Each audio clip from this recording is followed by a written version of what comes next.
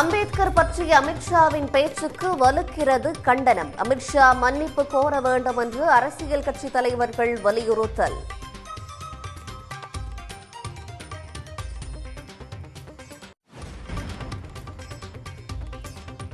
பாஜகவின் முகமூடி கிழிந்து விட்டதாக மம்தா பானர்ஜி உள்ளிட்டோர் கடும் விமர்சனம். பாரதிய ஜனதாவின் கருத்தையே அமித்ஷா பேசியதாக எதிர்க்கட்சிகள் காட்டம்.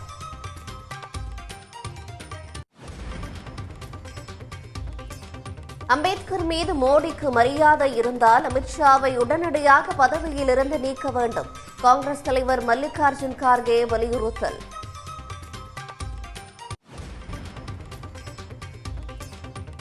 நாட்டு மக்கள் அரசியல் சட்டத்தின் பாதுகாப்பு பற்றி கவலைப்படுவோர் அம்பேத்கர் பெயரைத்தான் சொல்வார்கள் என முதலமைச்சர் மு.க.ஸ்டாலின் எக்ஸ் தளத்தில் பதிவு. அதிக பாவங்கள் செய்பவர்கள்தான் புண்ணியத்தை பற்றி கவலைப்பட வேண்டும் எனவும் அமித்ஷாவுக்கு பதிலடி.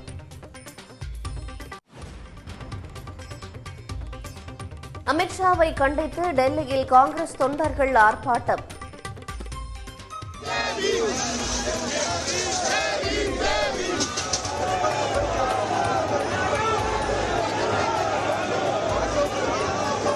அம்பேத்கர் குறித்த பேச்சுக்கு அமித்ஷா மன்னிப்பு கேட்க வலியுறுத்தி முழக்கம்.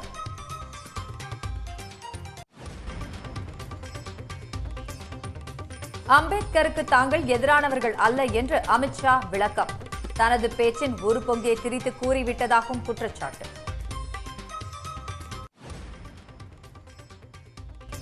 தென்மேற்கு வங்கக்கடலில் நிலவி வந்த காற்றழுத்த தாழ்வு பகுதி ஆழ்ந்த காற்றழுத்த தாழ்வு பகுதியாக வலுப்பெற்றது. வடதமிழ்நாடு மற்றும் தெற்கு ஆந்திர கடலோர பகுதிகளை நோக்கி நகரக்கூடும் என வானிலை ஆய்வு மையம் தகவல்.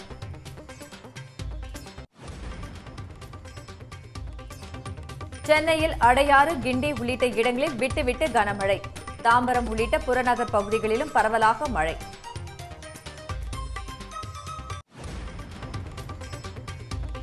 கனமழையால் வந்தவாசியில் 7000 ஏக்கர் நெற்பயிர்கள் நீரில் மூழ்கி சேதம். மழை பாதிப்பு பகுதியாக தமிழ்நாடு அரசு அறிவிக்க வேண்டும் என விவசாயிகள் கோரிக்கை.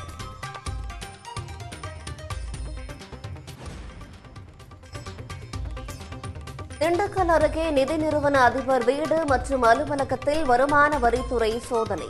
பல்வேறு மாநிலங்களில் நிதி நிறுவனம் நடத்தி வரும் செந்தில்குமார் வீட்டில் பல மணி நேரத்திற்கும் மேலாக ஆய்வு.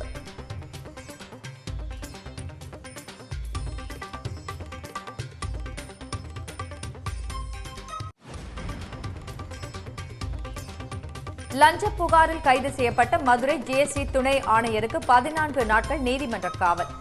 அவரது சொந்த ஊரான திருவிடைமருதூரில் சிபிஐ அதிகாரிகள் நடத்திய சோதனையில் முக்கிய ஆவணங்கள் பறிமுதல்.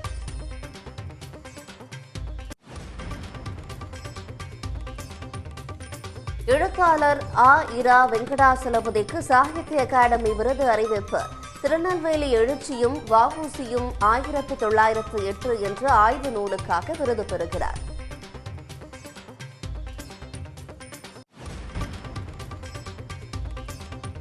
(2026) சட்டமன்ற தேர்தலில் பாஜகவுடன் கூட்டணி இல்லை என முன்னாள் அமைச்சர் ஜெயக்குமார் திட்டவட்டம். வழக்குகளில் இருந்து தப்பிக்கவே பாஜகவிடம் டிடிவி தினகரன் சரண் அடைந்ததாகவும் விமர்சனம்.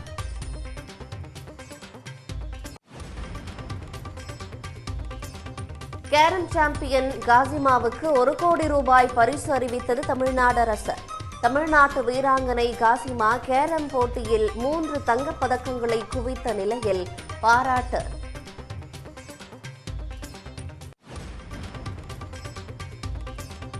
புற்றுநோய்க்கான தடுப்பூசியை தயாரித்துள்ள ரஷ்ய மருந்து நிறுவனம் வரும் ஆண்டின் தொடக்கத்தில் இலவசமாக வழங்க திட்டம் என தகவல். தமிழ்நாட்டை சேர்ந்த இந்திய சுழற்பந்து வீச்சாளர் ரவிச்சந்திரன் அஸ்வின் ஓய்வை அறிவித்தார்.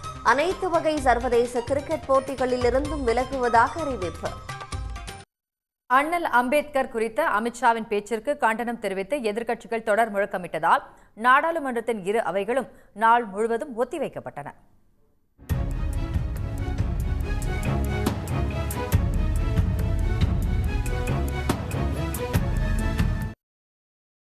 நாடாளுமன்ற மாநிலங்களவையில் பேசிய அமித்ஷா, இப்போது ஒரு புது ஃபேஷன் உருவாகி இருக்கிறது. எதற்கெடுத்தாலும் அம்பேத்கர் அம்பேத்கர் என்கிறார்கள். அம்பேத்கர் பெயரை சொல்லும் அளவுக்கு கடவுள் பெயரை சொல்லியிருந்தால் 7 ஜென்மத்திலும் சொர்க்கமாவது கிடைத்திருக்கும் என தெரிவித்தார். अम्बेडकर अम्बेडकर अम्बेडकर अम्बेडकर अम्बेडकर अम्बेडकर इतना नाम अगर भगवान का लेते तो 7 जन्मों तक स्वर्ग मिल जाता. तो अच्छी बात है ना. ना सुनिए तो सुनिए ना, आप सुनिए ना, मैं बताता हूँ. அமித்ஷாவின் இந்த பேச்சுக்கு மக்களவை எதிர்க்கட்சித் தலைவர் ராகுல் காந்தி, மாநிலங்களவை எதிர்க்கட்சித் தலைவரும் காங்கிரஸ் தலைவருமான மல்லிகார்ஜுன கார்கே, தமிழ்நாடு முதலமைச்சர் மு.க. ஸ்டாலின், மேற்கு வங்க முதலமைச்சர் மம்தா பானர்ஜி உள்ளிட்ட பல்வேறு கட்சிகளின் தலைவர்கள் கண்டனம் தெரிவித்தனர். இந்நிலையில் அமித்ஷாவின் பேச்சுக்கு கண்டனம் தெரிவித்து நாடாளுமன்ற வளாகத்தில் இந்தியா கூட்டணி எம்பிக்கள் அம்பேத்கர் படங்களை கையில் ஏந்தியபடி போராட்டத்தில் ஈடுபட்டனர்.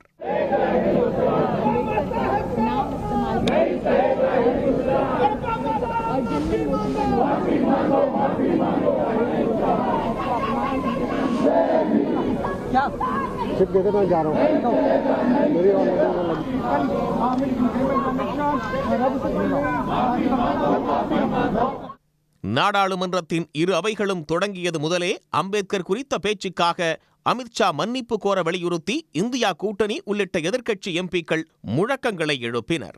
இதனால் பிற்பகல் 2 மணி வரை இரு அவைகளும் ஒத்திவைக்கப்பட்ட நிலையில் 2 மணிக்கு அவை மீண்டும் கூடியதும் எதிர்க்கட்சி உறுப்பினர்கள் தொடர்ந்து குரல் எழுப்பினர்.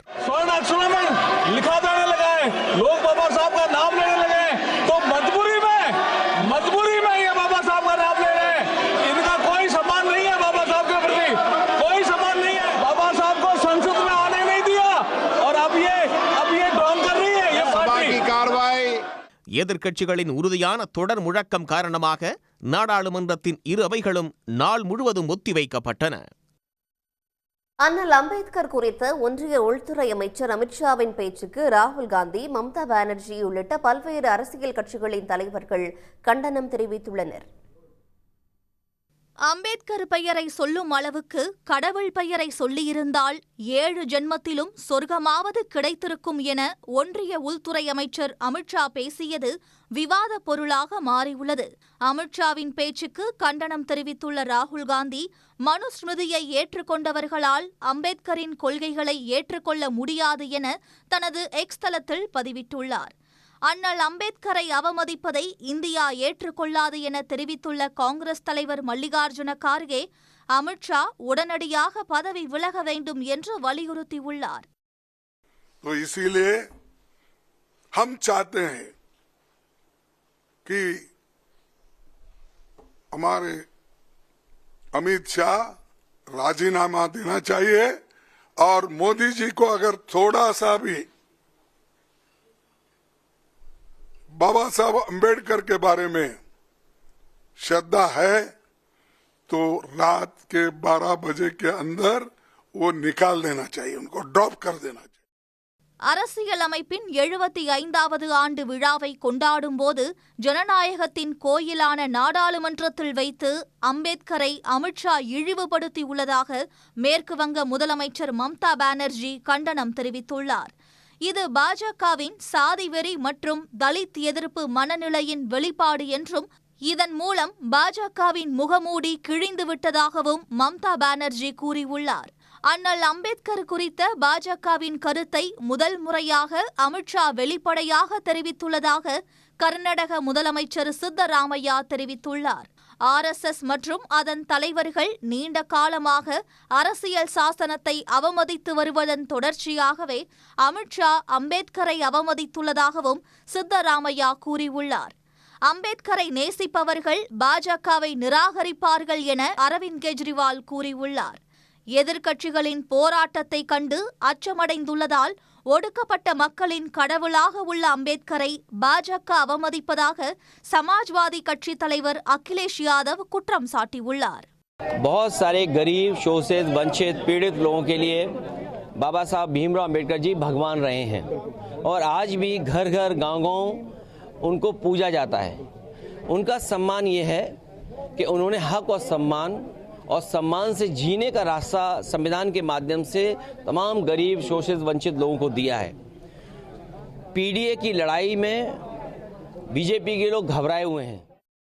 அமித்ஷாவின் உடல் மொழியே அம்பேத்கர் குறித்த அவரது எண்ணத்தை வெளிப்படுத்துவதாக தெரிவித்துள்ள ராஷ்டிரிய ஜனதாதள தலைவர் தேஜஸ்வி யாதவ், நேரு, அம்பேத்கர் போன்ற தலைவர்களை அவமதிப்பதை RSS மற்றும் பாஜக தொடர்ந்து செய்வதாகவும் கூறியுள்ளார். அம்பேத்கர் குறித்து அமித்ஷா பேசிய விதம் அடாவடித்தனமானது என்றும், அம்பேத்கர் அனைத்து மக்களுக்குமான தலைவர் என்றும் மராட்டிய முன்னாள் முதலமைச்சர் உத்தவ் தாக்கரே தெரிவித்துள்ளார். அம்பேத்கர் குறித்து அமித்ஷா பேசியதற்கு பல்வேறு தரப்பில் இருந்து கண்டனம் வலுத்த நிலையில் பிரதமர் மோடி தனது எக்ஸ் பக்கத்தில் விளக்கம் கொடுத்துள்ளார். அம்பேத்கர் பெயரை சொல்வது ஃபேஷன் ஆகிவிட்டதாக ஒன்றிய அமைச்சர் அமித்ஷா நாடாளுமன்ற மாநிலங்கள் அவையில் பேசியிருந்தார். இதற்கு நாடு முழுவதும் பல்வேறு தரப்பில் இருந்தும் எதிர்ப்பு வலுத்த நிலையில் பிரதமர் மோடி விளக்கம் கொடுத்துள்ளார்.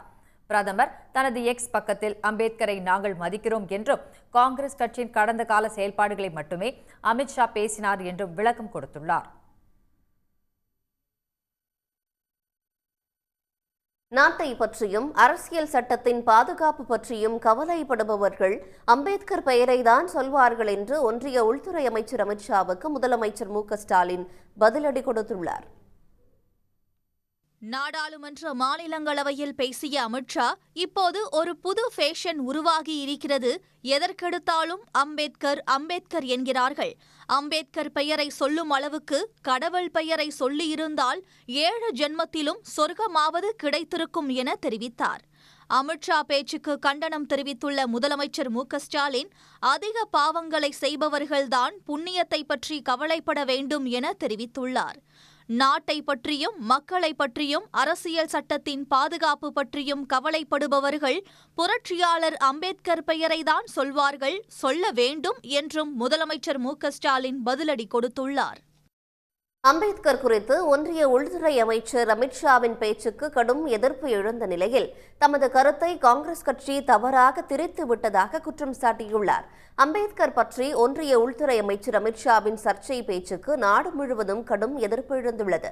இது தொடர்பாக டெல்லியில் செய்தியாளர்களை சந்தித்து விளக்கமளித்த அவர், அம்பேத்கருக்கு எதிராக தாம் ஒருபோதும் பேசவில்லை என்று மறுத்துள்ளார். தமது கருத்தை காங்கிரஸ் கட்சி தவறாக திரித்து பரப்புவதாகவும் அவர் குற்றம் சாட்டியிருக்கிறார். कि बयानों को तोड़ मरोड़ कर पेश करना, हो हल्ला मचाना और भ्रांति खड़ी करना। पहले उन्होंने नरेंद्र मोदी जी के भी एडिटेड बयानों को सार्वजनिक किया। चुनाव जब चल रहा था, मेरे बयान को AI का उपयोग कर एडिट किया गया और पूरे देश में इसको प्रसारित करने का घृणित काम किया गया। और आज अंबेडकर जी के लिए मेरी बात को तोड़ मरोड़ कर वो पेश कर रहे हैं। मैं स्पष्टता के साथ कहना चाहता हूं, அம்பேத்கரை எதிர்த்து வந்தது காங்கிரஸ் தான் என்றும், அவசர நிலையை பிரகடனப்படுத்தி அரசியலமைப்பை சீர்குலைத்ததும் அக்கட்சிதான் என்றும் அமித்ஷா அடுக்கடுக்கான குற்றச்சாட்டுகளை முன்வைத்தார். தென்மேற்கு வங்கக்கடல் பகுதிகளில் நிலவி வந்த குறைந்த காற்றழுத்த தாழ்வு பகுதி ஆழ்ந்த காற்றழுத்த தாழ்வு பகுதியாக வலுப்பெற்றுள்ளது. வங்கக்கடலில் நிலவி வந்த காற்றழுத்த தாழ்வு பகுதி தென்மேற்கு வங்கக்கடல் பகுதிகளில் நிலை கொண்டிருந்தது. இதனால் கடலோர பகுதிகளில் ஒரு சில இடங்களில் பலத்த காற்றுடன் மழை பெய்து வந்தது. இந்த நிலையில் வங்கக்கடல் பகுதிகளில் நிலவிய குறைந்த காற்றழுத்த தாழ்வு பகுதி ஆழ்ந்த காற்றழுத்த தாழ்வு பகுதியாக வலுப்பெற்றுள்ளது. இது அடுத்த 24 மணி நேரத்தில் வடமேற்கு திசையில் வடக்கு தமிழ்நாடு மற்றும் தெற்கு ஆந்திர கடலோர பகுதிகளை நோக்கி நகரக்கூடும் என்று வானிலை ஆய்வு மையம் தெரிவித்துள்ளது. அதற்கு அடுத்த 24 மணி நேரத்தில் ஆழ்ந்த காற்றழுத்த தாழ்வு பகுதி வடக்கு திசையில் ஆந்திர கடலோர பகுதிகளை நோக்கி நகரக்கூடும் என்றும் வானிலை ஆய்வு மையம் கணித்துள்ளது. இதன் காரணமாக வடக்கு கடலோர தமிழ்நாட்டிலும் புதுச்சேரி மற்றும் காரைக்கால் பகுதிகளிலும் இடி மின்னலுடன் பரவலாக மழை பெய்யக்கூடும் என வானிலை முன்னெச்சரிக்கையில் தெரிவிக்கப்பட்டுள்ளது. வந்தவாசி சுற்று வட்டாரங்களில் 7000 ஏக்கர் நெற்பயிர்கள் மழை நீரில் மூழ்கி வீணாகியுள்ள நிலையில் அதிகாரிகள் சேத மதிப்பை கணக்கிட்டு விரைந்து நிவாரணம் வழங்க வேண்டும் என அப்பகுதி மக்கள் வலியுறுத்தியுள்ளனர். திருவண்ணாமலை மாவட்டம் வந்தவாசி மற்றும் அதன் சுற்று வட்டார பகுதிகளில் கடந்த வாரம் பலத்த மழை கொட்டியது. இதனால் ஏரிகளில் உடைப்பு ஏற்பட்டு விளைநிலங்களில் வெள்ளம் புகுந்தது. மழை ஓய்ந்ததும் விவசாய நிலத்தில் தேங்கிய தண்ணீர் வடியாததால் அறுவடைக்கு தயாராக இருந்த நெற்பயிர்கள் நெற்பயிர்கள் அழுகி வீணாகியுள்ளன. ஏக்கருக்கு 50,000 ரூபாய் வரை செலவிட்டதாக கூறும் விவசாயிகள் அரசு அதிகாரிகள் சேத மதிப்பை கணக்கிட்டு நிவாரணம் வழங்கினால் மட்டுமே தங்களால் விவசாயத்தை தொடர முடியும் என்கிறார்கள். ஒரு வார காலமாக அடித்த மழையில் எங்கள் நிலங்கள்லாம் மொத்தம் தண்ணீர் மூழ்கி எல்லாம் விளைச்சல்லாம் வந்து மூழ்கி மொத்தம் முளைச்சி எல்லாமே ஒன்றும் கூலி ஆள் வரல, எல்லாம் தண்ணியில் மிதக்குது. ஆள் கூட எங்களுக்கு வரமாட்றாங்க. இந்த இருக்கிற நெல் 1-2 இருக்கலான்னு பார்த்தாக்கா அது கூட எடுத்து ஆள் வரமாட்றாங்க. எங்களால் எப்படி வாழ்வாதாரம் எவ்வளோ பாதிக்கப்படுன்னு ஒன்றும் எங்களால் நினச்சி கூட பார்க்க முடியல. இந்த மழை வெள்ளத்தால் பாதிக்கப்பட்ட பல்வேறு கிராமங்களை இன்னும் வருவாய்த்துறை வேளாண்மை துறை முறையாக கணக்கெடுக்கல. விவசாயிகள் மனுக்களை எழுதி அதிகாரிகளுக்கு கொடுத்துட்டே இருக்கிறோம். ஆனால் ஒரு சரியான கணக்கெடுப்பு என்பதை இன்ன வரைக்கும் எடுக்கல. தென்னாவரம், தேசூர், நல்லூர், அகரம் உள்ளிட்ட பகுதிகளில் மட்டும் 7,000 ஏக்கர் கடுமையாக சேதமடைந்துள்ளது. இனி வரும் காலங்களில் விளைநிலத்தில் தண்ணீர் தேங்காத வகையில் நீர்நிலைகளின் கரைகளை பலப்படுத்தி கால்வாய்களை முறையாக தூர்வார வேண்டும் என்றும் விவசாயிகள் வலியுறுத்தி வருகின்றனர். திருநெல்வேலி எழுச்சியும் வஉசியும் 1908 என்ற ஆய்வு நூலை எழுதிய தமிழ் பேராசிரியர் ரா. வெங்கடாச்சலபதிக்கு சாகித்ய அகாடமி விருது அறிவிக்கப்பட்டுள்ளது. ஒன்றிய அரசு சார்பில் இந்திய மொழிகளில் வெளியாகும் சிறந்த படைப்புகளுக்கு ஆண்டுதோறும் சாகித்ய அகாடமி விருது வழங்கப்பட்டு வருகிறது. அதன்படி 2024ஆம் ஆண்டுக்கான விருதாளர்களின் பட்டியல் வெளியிடப்பட்டுள்ளது. அதில் திருநெல்வேலி எழுச்சியும் வஉசியும் 1908 என்ற ஆய்வு நூலை எழுதிய பேராசிரியர் ரா. வெங்கடாச்சலபதிக்கு சாகித்ய அகாடமி விருது வழங்கப்படுவதாக அறிவிக்கப்பட்டுள்ளது. இதுகுறித்து மகிழ்ச்சி தெரிவித்துள்ள பேராசிரியர் வெங்கடாச்சலபதி, இந்த அங்கீகாரம் இளம் தலைமுறையினருக்கு ஊக்கமளிக்கும் என்று தெரிவித்தார். ஆனால் வஉசி தான் எனக்கு தொடக்கம். ஆகவே வஉசி பற்றிய ஒரு நூலுக்கு விருது என்பது எனக்கு பெரிய மகிழ்ச்சியை தருகிறது. மூன்றாவது காரணம், தமிழ்நாட்டில் எல்லாருக்கும் ஒரு ஆதங்கம் ஒன்று இருக்குது. வஉசி அவருக்கு உரிய அளவிற்கான அங்கீகாரத்தை, அவருக்கு உரிய பெருமையை பெறவில்லை அப்படின்ற ஒரு ஆதங்கம் தமிழ் மக்கள் எல்லாருக்குமே இருக்குது. இந்த ஒரு நூலுக்கு கிடைச்சதுனால அந்த ஒரு ஆதங்கத்தில் ஒரு சிறு பகுதியாவது சிலருக்கு குறையும் அப்படின்னு நான் நினைக்கிறேன். 1908ஆம் ஆண்டு வஉசி கைது செய்யப்பட்டதைத் தொடர்ந்து திருநெல்வேலியிலும் தூத்துக்குடியிலும் மக்கள் தன்னெழுச்சியாக போராட்டத்தில் ஈடுபட்டனர். இந்த எழுச்சி பற்றியும் போராட்டத்தில் பங்களித்த எளிய மக்களின் கதையினை மீட்டுருவாக்கம் செய்யும் வகையிலும் பேராசிரியர் ரா. வெங்கடாச்சலபதி எழுதிய நூல் அமைந்துள்ளது. வஉ சிதம்பரனார் பற்றிய ஆய்வில் மூழ்கி அதன் விளைச்சலாக உருவான நூலுக்கு விருது வாங்கும் பேராசிரியர் வெங்கடாச்சலபதிக்கு முதலமைச்சர் மு.க. ஸ்டாலின் வாழ்த்து தெரிவித்துள்ளார். மக்கள் போராட்டத்தை கலகம் என்று ஆங்கிலேய ஆட்சியாளர்கள் குறிப்பிட்டதை திருத்தி எழுச்சி என பதிவிட்ட அவருக்கு பாராட்டும் வாழ்த்துக்களும் என தமது எக்ஸ் பக்கத்தில் பதிவிட்டுள்ளார். இதேபோல் கே. பாலகிருஷ்ணன், ரா. முத்தரசன் உள்ளிட்ட பல்வேறு அரசியல் கட்சி தலைவர்களும் ஆய்வாளர்களும் அவருக்கு வாழ்த்து தெரிவித்து வருகின்றனர். தமிழக அரசியல் களம் மாறிவிட்டதாக கூறியுள்ள பாஜக மாநில தலைவர் அண்ணாமலை, அதிமுகவுடனான கூட்டணி குறித்த கேள்விக்கு இன்னும் காலம் இருப்பதாக தெரிவித்தார். ஆனால் பாஜகவுடன் கூட்டணி இல்லை என்று அதிமுக பொதுச் செயலாளர் எடப்பாடி பழனிசாமி திட்டவட்டமாக கூறிவிட்ட போதும் அண்ணாமலை அவதூறு பரப்பி வருவதாக அதிமுக நிர்வாகி கோவை சத்யன் பதிலடி கொடுத்துள்ளார். நாட்டுடைய அரசியல் களம் மாறி இருக்கு, நம்மகிட்ட ஒரு வலிமையான கூட்டணி இருக்கு, எல்லாம் இணக்கமா இருக்கும். ஆனால் யாருக்கும் எந்த பிரச்சனை இல்லாமல் தமிழக மக்கள் 2024 தேர்தலையே மும்முனை போட்டியை பார்த்துருக்குறாங்க. 2025 பொறுத்திருந்து பார்ப்போம். தேசிய தலைவர்கள் இருக்கிறாங்க, அவங்களுக்கு ஒரு தேசிய சிந்தனை இருக்கும். பாரதிய ஜனதா கட்சியினுடைய தலைவர்கள் இங்கே இருக்கிறாங்க, எல்லோருக்கும் ஒரு சிந்தனை இருக்குது எப்படி கொண்டு போகணும்னு.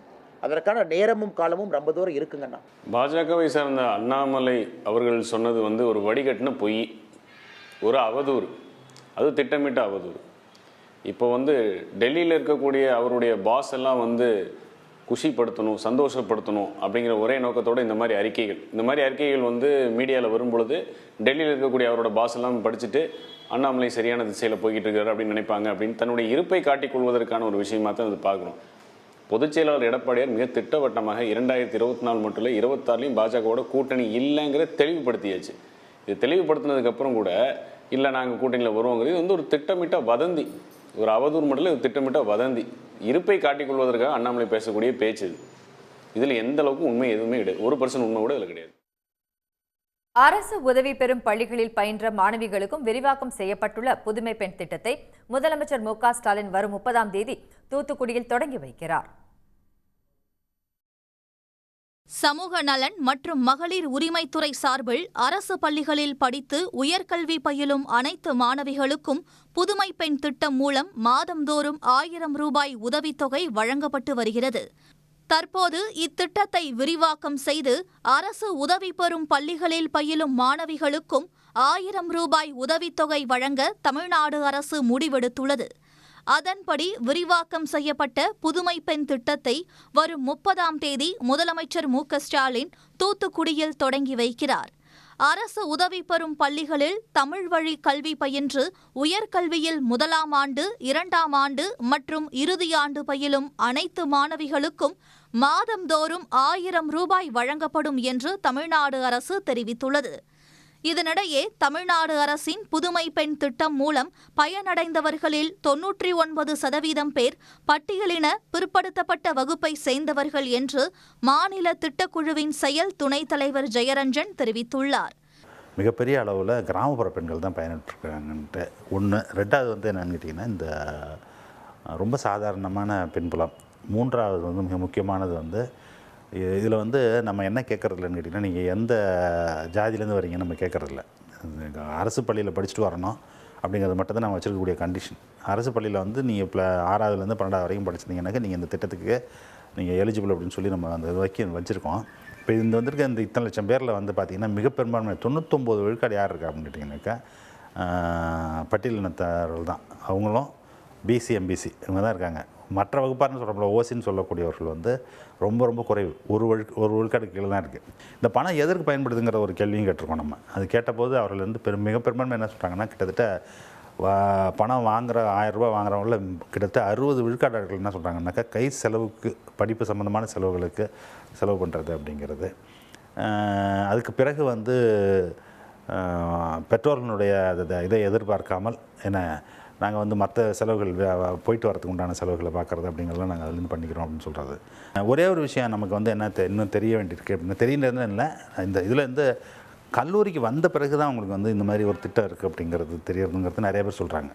அப்போது நம்ம இந்த திட்டத்தை பற்றி என்ன செய்ய வேண்டியிருக்கு அப்படின்னு கேட்டிங்கனாக்கா, பள்ளியில் படிச்சுக்கிட்டு இருக்காங்கல்ல அப்போயே அவங்கள்ட்ட போய் அதை சொல்ல வேண்டியிருக்கு. என்னன்ட்டு இது மாதிரி ஒரு திட்டம் இருக்குது, நீங்கள் வாங்க அப்படின்ட்டு. அப்புறம் இந்த மாதிரி நண்பர்கள், அப்புறம் ஆசிரியர்கள் அந்த மாதிரி சொல்கிறவங்க அப்படி இப்படி கேட்டு தான் வருதே தவிர, இன்னும் பெரிய அளவில் இந்த அரசு இதை என்ன செய்ய வேண்டியிருக்குனாக்கா போய் இந்த மாதிரி எடுத்து சொல்லணும். எடுத்து சொன்னோம்னா இதை விட இன்னும் நிறைய அளவில் பயனாளிகள் வருவார்கள் என்ற ஒரு எதிர்பார்ப்பு இருக்கிறது. இத்திட்டம் இளவயது திருமணத்தை குறைத்து உயர்கல்வி சேர்க்கையை அதிகரித்திருப்பதை நோக்கமாக கொண்டதாகும். புதுமை பெண் திட்டம் மூலம் கல்லூரியில் மாணவிகள் சேர்க்கை 39% அதிகரித்துள்ளது. தமிழ்நாட்டில் புதுமை பெண் திட்டத்தால் கிராமப்புற மாணவிகள் அதிகளவில் பயனடைந்திருப்பது ஆய்வின் மூலம் தெரியவந்துள்ளது. திட்ட பயனாளிகளில் 3% பெற்றோர் இருவரையோ அல்லது தாய் தந்தை இருவரில் ஒருவரையோ இழந்தவர்கள். இவர்கள் பொறியியல் கல்லூரிகளில் சேர்ந்து படிக்கும் வாய்ப்பை புதுமை பெண் திட்டம் மூலம் பெற்றுள்ளனர். நாட்டை உலுக்கும் முக்கியமான பிரச்சினைகள் குறித்து விவாதிக்க மறுக்கும் ஒன்றிய அரசை கண்டித்து சென்னையில் ஆளுநர் மாளிகையை காங்கிரஸ் கட்சியினர் முற்றுகையிட்டு போராட்டத்தில் ஈடுபட்டனர். மணிப்பூர் கலவரம் உள்ளிட்ட நாட்டை உலுக்கும் முக்கிய பிரச்சினைகளை நாடாளுமன்றத்தில் விவாதிக்க ஒன்றிய பாஜக அரசு அனுமதி மறுத்து வருவதாக காங்கிரஸ் கட்சியினர் குற்றம் சாட்டியுள்ளனர். இதனை கண்டித்து நாடு முழுவதும் ஆளுநர் மாளிகை முன்பு முற்றுகை போராட்டம் நடத்த அகில இந்திய காங்கிரஸ் முடிவு செய்தது. அதன்படி சென்னையில் தமிழ்நாடு காங்கிரஸ் கமிட்டி தலைவர் செல்வ பெருந்தகை தலைமையில் காங்கிரஸ் கட்சியினர் ஆளுநர் மாளிகையை முற்றுகையிட்டனர். அப்போது தொழிலதிபர் அதானி மீது ஏராளமான குற்றச்சாட்டுகள் இருந்தும் நடவடிக்கை எடுக்காத ஒன்றிய அரசை கண்டித்து அவர்கள் முழக்கமிட்டனர். கண்டிக்கின்றோம் அதானியின் ஊழல்களை மூடி மறைக்கும் பிஜேபி அரசை, அதானி குழும முறைகேடுகளை என்டிஏ அரசே விசாரணை செய். சாதாரண மனிதர்கள் தவறு செய்தால் சிபிஐ மற்றும் வருமானத்துறை மூலம் சோதனை நடத்தும் ஒன்றிய அரசு ஏராளமான குற்றச்சாட்டுகள் இருந்தும் அதானி மீது எதற்காக நடவடிக்கை எடுக்கவில்லை என்று செல்வ பெருந்தகை கேள்வி எழுப்பினார். சாதாரண ஆட்கள் ஒரு தவறு செய்தார்கள் என்றாலும், அரசியல் ரீதியாக பழிவாங்க வேண்டும் என்று நினைத்தாலும், சிபிஐ, அமலாக்கத்துறை, மத்திய வருவாய்த்துறை, இன்கம் டாக்ஸ் சோதனை என்ற அடிப்படையில் ரைடு செய்கிறார்களே, அதானி மீது இவ்வளவு குற்றச்சாட்டுகள் இருந்தும், உலக நாடுகள் எல்லாம் குற்றச்சாட்டு நடத்தியும் எதற்காக அவர் மீது நடவடிக்கை எடுக்கவில்லை என்பதுதான் இந்த போராட்டத்தினுடைய கரு. அம்பேத்கர் பிறந்த நாள் நினைவு நாளில் உருவப்படத்திற்கு பாஜகவினர் மரியாதை செலுத்துகின்றனர். ஆனால் மக்களவையில் அம்பேத்கர் பற்றி பேசினால் பாஜகவுக்கு பிடிக்கவில்லை என செல்வ பெருந்தகை விமர்சித்தார். ஆளுநர் மாளிகையை முற்றுகையிட்டு போராட்டத்தில் ஈடுபட்ட காங்கிரஸ் கட்சியினர் அனைவரையும் போலீசார் கைது செய்தனர். நெல்லை மாவட்டம் புத்தேரியில் தனியார் கல்குவாரியில் ஏற்பட்ட வெடி விபத்தில் ஒருவர் உயிரிழந்ததை அடுத்து விதிகளை மீறி இயங்கிய கல்குவாரியை மூட உத்தரவிடப்பட்டுள்ளது. கூடங்குளம் அருகே புத்தேரியில் இயங்கி வந்த தனியார் கல்குவாரியில் பாறைகளை உடைக்க வெடி வைக்கப்பட்டது. அப்போது வெடிகள் வெடித்து பாறைகள் மொத்தமாக சரிந்ததில் அருகில் நின்று கொண்டிருந்த லாரி ஓட்டுநர் மற்றும் பணியாளர்கள் மூவர் சிக்கிக் கொண்டனர். உடனே அங்கு வந்த வட்டாட்சியர் மற்றும் தீயணைப்புத் துறையினர் மீட்பு பணியில் ஈடுபட்டனர். 3 மணி நேரமாக மேற்கொள்ளப்பட்ட மீட்பு பணிக்கு பின் லாரி ஓட்டுநர் அருண் சடலமாக மீட்கப்பட்டார். இடிபாடுகளுக்குள் சிக்கி காயமடைந்த 3 பேர் தனியார் மருத்துவமனையில் சிகிச்சைக்காக அனுமதிக்கப்பட்டுள்ளனர். இந்நிலையில் விபத்து குறித்து மேற்கொள்ளப்பட்ட விசாரணையில் தனியார் கல்குவாரி விதிகளை மீறி இயங்கி வந்தது உறுதியானது. இதையடுத்து கல்குவாரியை தற்காலிகமாக மூடுவதற்கும் அடுத்த கட்ட விசாரணைக்கும் கனிம வளத்துறை அதிகாரிகள் உத்தரவிட்டுள்ளனர். இந்திய நட்சத்திர சுழற்பந்து வீச்சாளர் ரவிச்சந்திரன் அஸ்வின் அனைத்து விதமான சர்வதேச போட்டிகளிலிருந்தும் ஓய்வு பெறுவதாக அறிவித்திருப்பது ரசிகர்களை அதிர்ச்சியில் ஆழ்த்தியுள்ளது. பிரிஸ்பேனில் நடைபெற்று வந்த இந்தியா ஆஸ்திரேலியா இடையேயான 3வது டெஸ்ட் கிரிக்கெட் போட்டி இன்று டிராவில் முடிவடைந்தது. போட்டி நிறைவடைந்தவுடன் சர்வதேச கிரிக்கெட்டிலிருந்து ஓய்வு பெறுவதாக ரவிச்சந்திரன் அஸ்வின் அறிவித்தார். அதனை பிசிசிஐ தனது எக்ஸ் தளத்தில் வெளியிட்டுள்ளது. அதில் சர்வதேச கிரிக்கெட்டிலிருந்து ஓய்வு பெறும் இந்தியாவின் விலை மதிப்பற்ற ஆல்ரவுண்டரான ரவிச்சந்திரன் அஸ்வினுக்கு வாழ்த்து என்று தெரிவிக்கப்பட்டுள்ளது. அஸ்வினின் இந்த அறிவிப்பு கிரிக்கெட் ரசிகர்களிடையே அதிர்ச்சியை ஏற்படுத்தியுள்ளது.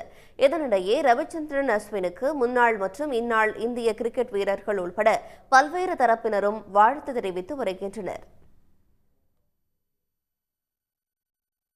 சர்வதேச கிரிக்கெட்டில் இருந்து ஓய்வு பெற்ற இந்திய சுழற்பந்து வீச்சாளர் ரவிச்சந்திரன் அஸ்வினின் சாதனைகளை விளக்குகிறது இந்த தொகுப்பு.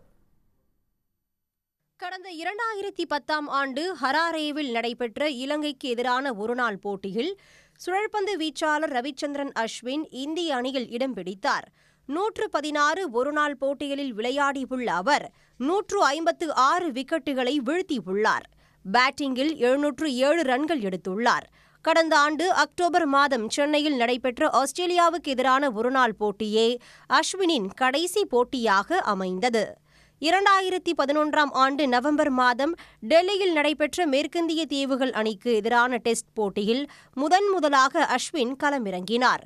106 டெஸ்ட் போட்டிகளில் விளையாடியுள்ள அவர் 537 விக்கெட்டுகளை கைப்பற்றினார். பேட்டிங்கில் 3503 ரன்களையும் குவித்துள்ளார். இந்திய தரப்பில் அதிக விக்கெட் வீழ்த்தியவர்கள் பட்டியலில் 619 விக்கெட்டுகள் எடுத்த அனில் கும்ப்ளேவிற்கு பிறகு 2வது வீரர் என்ற பெருமையை அஸ்வின் பெற்றுள்ளார். அதேபோல் சர்வதேச அளவில் அதிக விக்கெட்டுகள் எடுத்தவர்கள் பட்டியலில் அஸ்வின் 7வது இடத்தில் உள்ளார். அதேபோல் சர்வதேச T20 போட்டியில் கடந்த 2010ஆம் ஆண்டு ஹராரேவில் நடைபெற்ற ஜிம்பாப்வே அணிக்கு எதிரான போட்டியில் அறிமுகமான அஸ்வினுக்கு கடந்த 2022ஆம் ஆண்டு நவம்பர் 10ஆம் தேதி அடிலைடில் நடைபெற்ற இங்கிலாந்துக்கு எதிரான போட்டியே கடைசி போட்டியாக அமைந்தது. சர்வதேச T20 கிரிக்கெட்டில் 65 போட்டிகளில் விளையாடியுள்ள அஸ்வின் 72 விக்கெட்டுகளை வீழ்த்தியுள்ளது குறிப்பிடத்தக்கது. நிறைய வெற்றிகளை தேடி தருவார் அப்படின்னு எதிர்பார்த்துட்டு இருந்தோம். ஆனால் அவர் டீமில் இப்போ ரிட்டைர்மெண்ட் அனௌன்ஸ் பண்ணது எங்களுக்கு கொஞ்சம் வருத்தமாக இருக்குது. அஸ்வின் ஒரு சிறந்த ஆல்ரவுண்டர். நல்ல இப்போ பார்த்தீங்கன்னா நடந்து முடிஞ்ச டிஎன்பிஎல்ல கூட அவர் தான் மேன் ஆஃப் த சீரீஸ் வாங்கினார். அந்த திண்டுக்கல் டீமை ஜெயிச்சது அவர் தான். அவரை பார்த்தா நாங்கள் கிரிக்கெட் ஆட வந்தோமே. இன்னும் 2 வருஷம் விளையாண்டா அப்படின்னா இந்தியன் டீம் காண்டி நிறையா விக்கெட்ஸ் எடுத்து கொடுக்கலாம். சிறந்த ஆல்ரவுண்ட் வேறு, ஒரு ஆஃப் ஸ்பின் வந்து நம்ம இழந்துட்டோமே அப்படின்னு ஒரு இதான். இப்போ ரீசெண்டாக இப்போ போயிருந்தா அப்படி இன்ன வரைக்கும் அவரை இந்தியன் டீம் இது பண்ணல, ஆனால் அவர் ரிட்டர்ன் பண்ண அறிவிச்சிட்டு அப்படி. ஆனால் இன்னும் 2 வருஷம் அவர் நல்லா விளையாடுறதுக்கான ஃபுல் இது அவருக்கு இருக்குது, எனர்ஜி இருக்குது. பட் ஆனால் ரிட்டர்மெண்ட் அறிவித்தது ரொம்ப மனசுக்கு ஒரு மாதிரி இருக்குது. அஸ்வினோட இடத்த யாரும் ரீப்ளேஸ் பண்ணவே முடியாது. கிட்டத்தட்ட இப்போ நீங்கள் பார்க்குற அஸ்வினுக்கு வந்து பார்த்தீங்கன்னா ஒரு 13-14 வருஷம் ஒரு எக்ஸ்பீரியன்ஸ் இருக்கும். பட் அந்த இடத்த நிரப்புறதுன்னு வந்து பார்த்தீங்க அப்படின்னா நிறைய பேர் நம்மளுக்கு தோணலாம். ஒரு வாஷிங்டன் சுந்தர் வந்து பார்த்தீங்க அப்படின்னா ஒரு ஹோமில் 7 விக்கெட் எடுக்கலாம். பட் அஸ்வின் கொடுத்த அந்த எக்ஸ்பீரியன்ஸ், அஸ்வின் கொடுத்த அந்த கேமை டெஃபினட்டாக யாரும் வந்து ஒரு மாதிரி ஃபுல்ஃபில் பண்ணவும் முடியாது. வெளிநாடுகளுக்கு தப்பி ஓடிய பொருளாதார குற்றவாளிகளான விஜய் மல்லையா, நீரவ் மோடி உள்ளிட்டோரிடம் இருந்து 20,000 கோடி ரூபாய் மதிப்புள்ள சொத்துக்கள் மீட்டெடுக்கப்பட்டதாக ஒன்றிய அரசு தெரிவித்துள்ளது. நாடாளுமன்றத்தில் துணை மானிய கோரிக்கைகள் மீதான விவாதத்தில் பேசிய நிதி அமைச்சர் நிர்மலா சீதாராமன், PMLA எனப்படும் பண மோசடி தடுப்பு சட்டத்தின் கீழ் மோசடியில் ஈடுபட்டோரிடம் இருந்து பறிமுதல் செய்யப்பட்ட 20,280 கோடி மதிப்புள்ள சொத்துக்கள் உரியவர்களிடம் ஒப்படைக்கப்பட்டுள்ளதாக தெரிவித்தார். விஜய் மல்லையாவின் பல்வேறு சொத்துக்களை விற்பனை செய்ததன் மூலம் கிடைத்த 14,132 கோடி ரூபாயை அமலாக்கத்துறை வங்கிகளுக்கு கொடுத்துள்ளதாக அவர் கூறினார். அண்மையில் பூஷன் பவர் அண்ட் ஸ்டீல் வழக்கில் இணைக்கப்பட்ட சொத்துக்களை விற்பனை செய்து அந்நிறுவனத்தை திவால் நிலை செயல்முறை மூலம் வாங்கிய JSW நிறுவனத்திற்கு 4,025 கோடி ரூபாய் தரப்பட்டுள்ளதாகவும் அவர் தெரிவித்தார். இதேபோல் மேகுல் சோக்ஷி மீதான வழக்குகளில் 2,566 கோடி ரூபாய் மதிப்புள்ள சொத்து மீட்கப்பட்டுள்ளதாகவும், நீரவ் மோடியிடம் இருந்து 1,053 கோடி ரூபாய் மதிப்புள்ள சொத்துக்கள் மீட்டெடுக்கப்பட்டுள்ளதாகவும் நிதியமைச்சர் விளக்கம் அளித்துள்ளார். விஜய் மல்லையா, நீரவ் மோடி வாங்கிய கடன் தொகையின் தற்போதைய மதிப்பு பல மடங்கு அதிகரித்துவிட்ட நிலையில் வெறும் சொற்ப தொகையை மட்டுமே ஒன்றிய பாஜக அரசு மீட்டெடுத்திருப்பதாக இந்திய வங்கி ஊழியர் சம்மேளன நிர்வாகி CP கிருஷ்ணன் கூறியுள்ளார். உண்மையிலேயே அவங்க பெருமை பேசுகிற அளவுக்கு இதில் ஒரு விஷயமும் இல்லை. நீங்கள் உதாரணத்துக்கு பார்த்தீங்கன்னா திருவாளர் மல்லையா அவர் வந்து 2015 அவருக்கு அவரோட கணக்கு வரா கணக்காயிடுச்சு. கிட்டத்தட்ட வங்கிக்கு 9,000 கோடி ரூபாய் அன்றைக்கே ஒரு கன்சார்ஷியம் ஆஃப் பேங்க்ஸ்ன்னு சொல்லுவாங்க, பல வங்கிகள் ஒன்றாக சேர்ந்து அவருக்கு பணம் கொடுத்து இழந்தது. நீங்கள் அந்த 9,000 கோடி ரூபாய்க்கு இன்றைக்கி அவர் மேலே போட்ட வழக்கு, அதற்கான செலவு, வட்டிக்கு வட்டி, அபராத வட்டி இதெல்லாம் போட்டு நீங்கள் பேங்க் எப்போவுமே நார்மலாக கால்குலேட் பண்ணுற அந்த விதத்தில் பார்த்தீங்கன்னு சொன்னால் இந்த கிட்டத்தட்ட அது 10 வருஷம் ஆயிடுச்சு. 10 வருஷத்தில் அது 4 மடங்கு ஆயிடுச்சு. 36,000 கோடி ரூபாய். அதில் இவங்க இன்றைக்கி வசூல் பண்ணியிருக்கதா சொல்கிற பணம் ஒரு 14,000 கோடி தான். இன்றைக்கும் 22,000 கோடி ரூபாய் அதில் நிலுவைத் தொகை இருக்கிறது அப்படிங்கிறத நம்ம பார்க்க வேண்டியிருக்கு. அதே மாதிரி இன்னொரு முக்கியமான ஒரு ஃப்ராடை பற்றி சொல்கிறாங்க. அது நிரவ் மோடி அப்புறம் மெகுல் சோக்சி, அது பஞ்சாப் நேஷனல் வங்கியில் அவர்கள் செய்த அந்த மோசடி. அதில் 14,000 கோடி ரூபாய். இது நடந்து 7 வருஷம் ஆயிடுச்சு. இது நீங்கள் இன்றைக்கி அதனோட தொகை பார்த்தீங்கன்னா வட்டி, அபராத வட்டிலாம் போட்டால் 40,000 கோடி. அதில் நீங்கள் வசூல் பண்ணிருக்கதா சொல்கிற பணம் வெறும் 3,500 கோடி ரூபாய் தான். உடனுக்குடன் செய்திகளை தெரிந்து கொள்ள சன் நியூஸ் பெல் ஐகானை கிளிக் பண்ணுங்கள்.